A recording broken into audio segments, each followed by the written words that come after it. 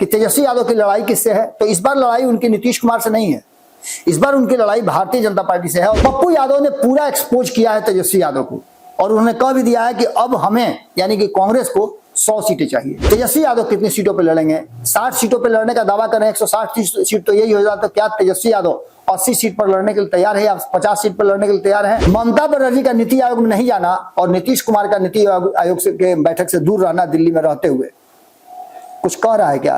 नोरमा group, जो सोचता है वो करता है, आपके अपने सपनों का आशियाना। नमस्कार, भीतर की बात लेकर के आपके सामने एक बार फिर से हाजिर हैं, और ये भीतर की बात कुछ ज्यादा महत्वपूर्ण हो गई है।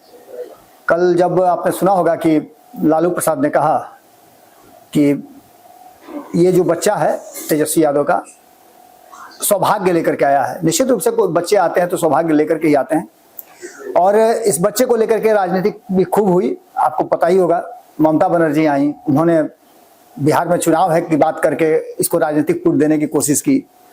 ये सभी बातें आपको सुनने को मिली होंगी, लेकिन सबसे बड़ी बात यह है कि अगर ऐसा ही कुछ होता तो निश्चित रूप से बहुत सारी चीजें बदल जाती।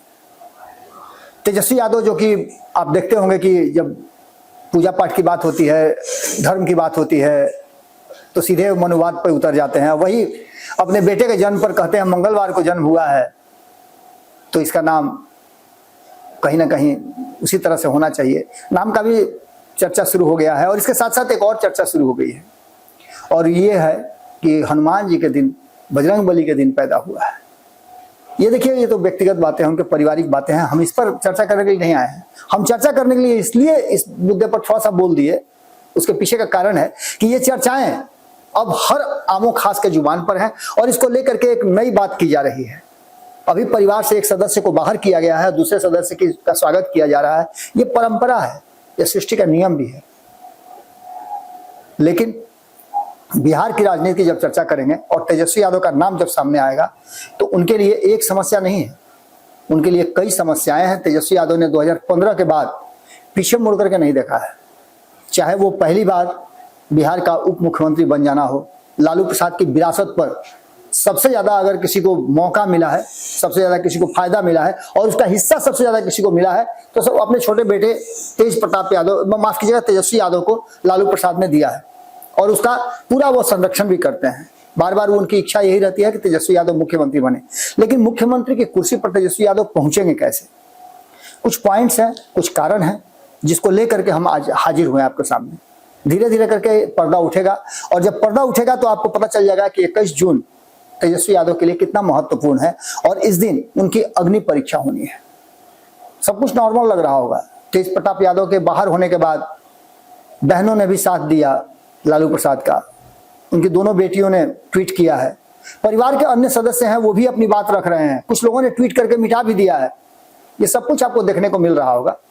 लेकिन तेज प्रताप तो परिवार से बाहर हो गए हैं, पार्टी से बाहर हो गए हैं, ये बात तो क्लियर हो गई है, क्योंकि ऑफिशियली उसका अनाउंसमेंट हुआ है। हालांकि अभी उसकी चिट्ठी नहीं नजर आई है पब्लिक डोमेन में, अभी ये सोशल मीडिया पर ही तैर रहा है, और सोशल मीडिया पर कही गई बातों का कितना महत्व है ये बात तो आप अच्छी तरह समझ सकते हैं। क्योंकि तेज प्रताप यादव, उनका जो अकाउंट हैक हो गया, उसके चलते ये सब तस्वीरें वायरल हुई है। अभी तक इसकी जांच नहीं हुई है, उन्होंने केस किया है कि नहीं किया है मुझे जानकारी नहीं है।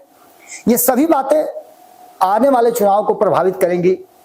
तेजस्वी यादव मुख्यमंत्री की कुर्सी पर बैठने के लिए, और उनका पूरा परिवार उनको मुख्यमंत्री की कुर्सी पर बैठाने के लिए हर वो काम करने के लिए तैयार है, चाहे जिसकी भी बलि देनी पड़े या जो भी करना पड़े, सब कुछ किया जाए। और जानते हैं आपकी सियासत में, जंग में साम दाम दंड भेद सब कुछ जायज माना जाता है अंतिम जीत के लिए। अब जो परिस्थितियां बनी है, उस परिस्थिति में खुशियां परिवार मना रहा है, और इसी बीच में कई ऐसी बातें साथ साथ चल रही हैं। हमने आपको कुछ दिन पहले बताया था कि तेजस्वी यादव के पीछे पीछे एक तो लालू प्रसाद का नाम उनके साथ चल रहा है, और अब उनके पुत्र का नाम भी लालू प्रसाद के द्वारा रखा गया है, और संभावना व्यक्त की जा रही है कि लालू प्रसाद के नाम से ही जोड़ करके उसको रखा जाएगा, क्योंकि लालू प्रसाद की राजनीति और लालू प्रसाद को जीवित रखना है। दूसरी तरफ पप्पू यादव ने जो बातें कही हैं वो भी हम आपको बताएंगे। लेकिन सबसे बड़ी बात कि तेजस्वी यादव की लड़ाई किससे है, तो इस बार लड़ाई उनकी नीतीश कुमार से नहीं है, इस बार उनकी लड़ाई भारतीय जनता पार्टी से है, और उस भारतीय जनता पार्टी के सबसे कद्दावर नेता, दुनिया के सबसे मजबूत नेता कहे जाने वाले नरेंद्र मोदी से है। ये बात हम नहीं कर रहे हैं, भारतीय जनता पार्टी के लोगों का कहना यह है कि नरेंद्र मोदी का रोड शो 4 महीना पहले हो रहा है पटना में।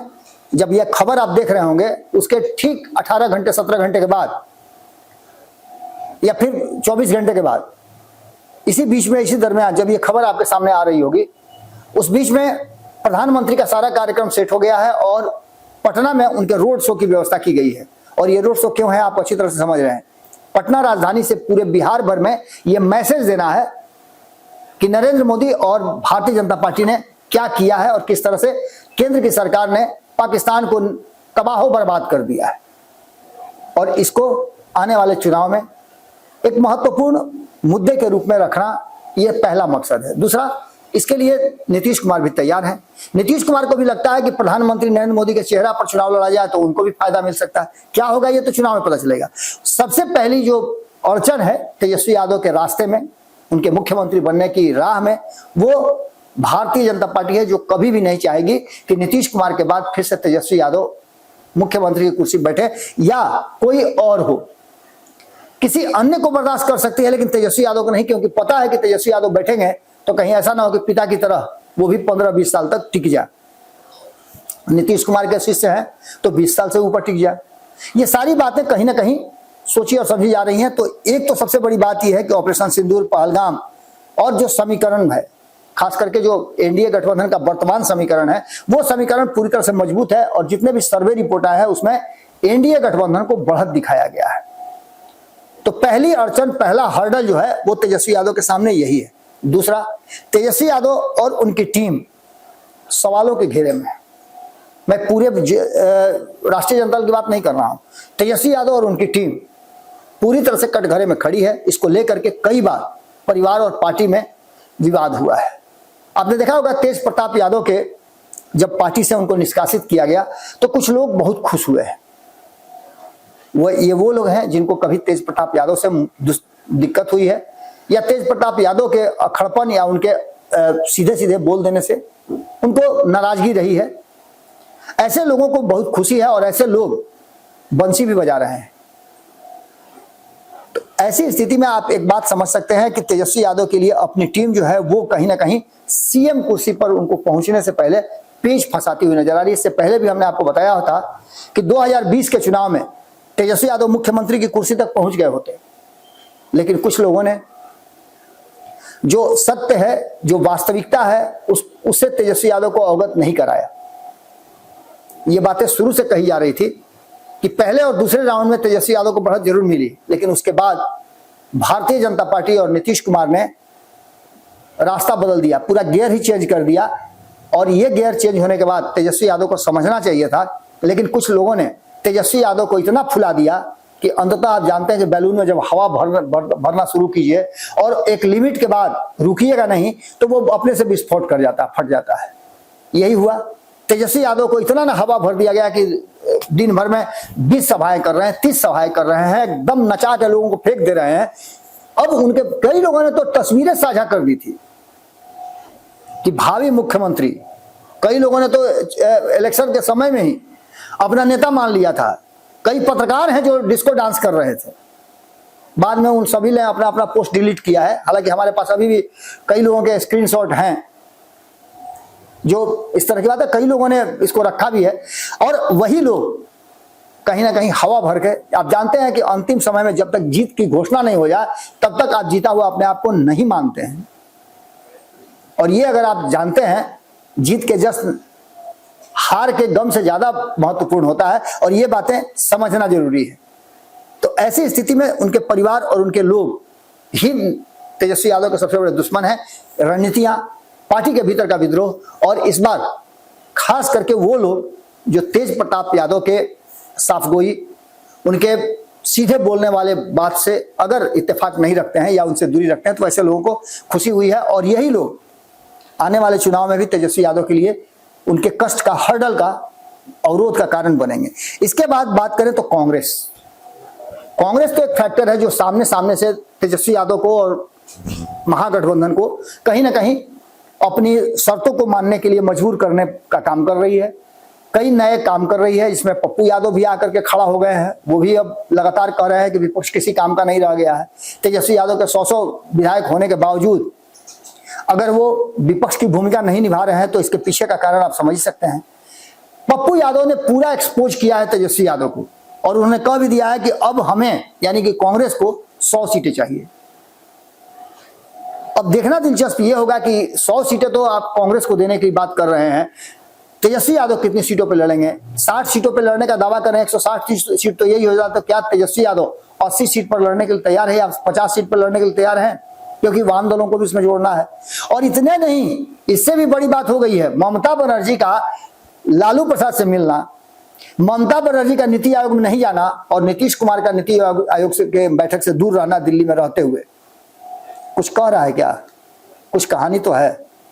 और कहीं ना कहीं ये बातें इशारा कर रही हैं कि अभी बहुत कुछ बिहार के चुनाव से पहले होना बाकी है। ममता बनर्जी बिहार में चुनाव लड़ना चाहती हैं। जो पश्चिम बंगाल से सटा हुआ क्षेत्र है, उस क्षेत्र में वो अपने उम्मीदवार उतारना चाहती हैं। हेमंत सोरेन ने तो अनाउंसमेंट कर दिया है कि वो बिहार में चुनाव लड़ेंगे। उन्होंने झारखंड में 81 सीटों के बावजूद सबको प्रतिनिधित्व दिया, तो फिर बिहार में उनका हिस्सा बनता है ना। इंडिया गठबंधन में जो बाकी के घटक दल हैं, जो बिहार से सटे हुए राज्य हैं, उन राज्यों के जो मजबूत दल है जो एनडीए गठबंधन का हिस्सा है, वो सभी चुनाव लड़ना चाहते हैं। और चुनाव तो अखिलेश यादव भी लड़ना चाहते हैं। वो भी बिहार के जो सीमावर्ती उत्तर प्रदेश सटे हुए जो क्षेत्र है, उन क्षेत्रों में चुनाव लड़ना चाहते हैं। और उन्होंने भी चुनाव लड़ने की पूरी तैयारी कर रखी है। तो दूसरी जो सबसे बड़ी बात है कि कांग्रेस से भी ज्यादा दबाव अब महसूस कर रहे हैं तेजस्वी यादव इन सभी का। भले ही ममता बनर्जी ने यह कह दिया हो कि चुनाव में तुम बहुत अच्छा करोगे, तुम्हारे परिवार के लिए भाग्य लेकर के आया है, वगैरह वगैरह, ये सब बात उन्होंने कहा है। और इन सब बातों के साथ साथ उन्होंने कहीं ना कहीं पॉलिटिकल बात करके ये इशारा भी कर दिया है कि वो तैयार है और बिहार में कुछ सीटों पर चुनाव लड़ेंगे। इसके अलावा आप बता देते हैं कि एक मामला तेज प्रताप वाला है। तेज प्रताप वाला मामला तो पूरा तरह से आप देख रहे होंगे कि अब सामने आ गया है। उनकी जनशक्ति जनता दल है वो एक्शन में आ गई है। उनके समर्थक जो हैं भले ही चुप हैं, चुप तो तेज प्रताप यादव भी हैं। उनके मामा कह रहे हैं कि उनको साफ होकर के बाहर निकल करके बात करना चाहिए, लेकिन वो भी अभी चुप्पी साधे हुए हैं। आने वाला 7-8 तारीख को जो उनका सुनवाई है, उसमें कहा जा रहा है कि बहुत सारे खुलासे होंगे और उसके बाद तेज प्रताप यादव फुल फ्लेज में एक्शन में आएंगे और बोलेंगे भी मीडिया में। वो भी इंतजार कीजिए, वो भी देखना बाकी रह गया है। परिवार में और भी बहुत सारी बातें सामने निकल करके आ रही हैं। ये सारी चीजें भी कहीं ना कहीं नजर आ रही हैं। तो ये सभी चीजें इशारा जरूर कर रही हैं कि कुछ विशेष होने वाला है। लेकिन इसके साथ साथ सबसे बड़ी बात जो है वो है 21 जून का। 21 जून को क्या होने वाला है ये आप अच्छी तरह से जानते हैं। 21 जून को राष्ट्रीय जनता दल का प्रदेश अध्यक्ष चुना जाना है। आपने देखा होगा कि मीसा भारती चुप्पी साधी हुई थी अचानक से एयरपोर्ट पे जब वो कोलकाता जा रहे थे अपने पिता के साथ। और आपने देखा होगा कि वो राबड़ी देवी और खास करके लालू प्रसाद का, राबड़ी देवी का तो साथ छोड़ भी देती है, लेकिन राबड़ी देवी के अलावे वो लालू प्रसाद के साथ साये की तरह रहती है। आपने देखा होगा कि वो एक सेकंड भी उनको छोड़ना नहीं चाहती हैं, चाहे पटना हो, दिल्ली हो या फिर सिंगापुर हो, हर जगह वो उनके साथ रहती हैं। और इस बार भी कोलकाता वो साथ गई हैं, लेकिन इससे पहले उन्होंने तेज प्रताप वाले मामले पर एक शब्द नहीं बोला था, जबकि तेजस्वी यादव और रोहिणी आचार्य ने अपनी बात को रखा था। जब एयरपोर्ट पे उनसे पूछा गया तो उन्होंने एक छोटी सी टिप्पणी जरूर दी थी कि पिता है, जो फैसला किए हैं उस फैसले के साथ हमें। लेकिन उनके चेहरे के भाव अभी तक बता रहे हैं कि वो एक्ट कर रही हैं। 21 तारीख को ये बम फूटेगा, और जब 21 तारीख को बम फूटेगा, उनके हिसाब से अगर चीजें नहीं होंगी तो आप समझ सकते हैं कि इसका भी एक बड़ा असर पड़ेगा। तेज प्रताप यादव के साथ साथ परिवार के अन्य सदस्यों का विस्फोट भी इस बार देखने को चुनाव में मिल सकता है। और प्रदेश अध्यक्ष के साथ साथ राष्ट्रीय अध्यक्ष तक का यह मामला जाएगा। अगर राष्ट्रीय अध्यक्ष में लालू प्रसाद रह गए तो बात अलग है, लेकिन अगर कहीं तेजस्वी यादव की तरफ सुई घूमी तो आप समझ लीजिएगा कि उसी दिन सब कुछ हो जाएगा और पार्टी में कुछ भी बचेगा नहीं। यानी ये मिला जुला करके ये बड़ा फैक्टर है। और जो सबसे महत्वपूर्ण बात है इन सभी के अलावे जो तेजस्वी यादव के रास्ते में रोड़ा बन करके खड़ी है, वो है सबसे पहला खतरा ओवैसी। ओवैसी MY समीकरण का, जैसा कि आपको पता होगा कि हमने बताया भी था खबरों में कि जिस तरह से पप्पू यादव ने साफ कर दिया है कि यदि यादव समाज उनसे अपना हाथ खींच ले तो तेजस्वी यादव के लिए बोहनी करना मुश्किल हो जाएगा। बिल्कुल उसी अंदाज में आपको बता देते हैं कि बाकी की चीजें भी नजर आ रही है। साफ तौर पे ये नजर आ रहा है कि कहीं ना कहीं ओवैसी एक बड़ा डैमेज कर सकते हैं। और पिछली बार 5 सीटें जीत करके आए थे, 20 सीटों पर चुनाव लड़ा था। इस बार 50 सीटों पर चुनाव लड़ करके 20 सीटें जीतने के और 30 सीटें जीतने के वो मूड में हैं और इसके लिए वो तैयारी शुरू कर चुके हैं। सीधी तौर पे ओवैसी के बाद आप अगर देखें तो उससे भी ज्यादा डैमेज उनको आईपी गुप्ता कर रहे हैं।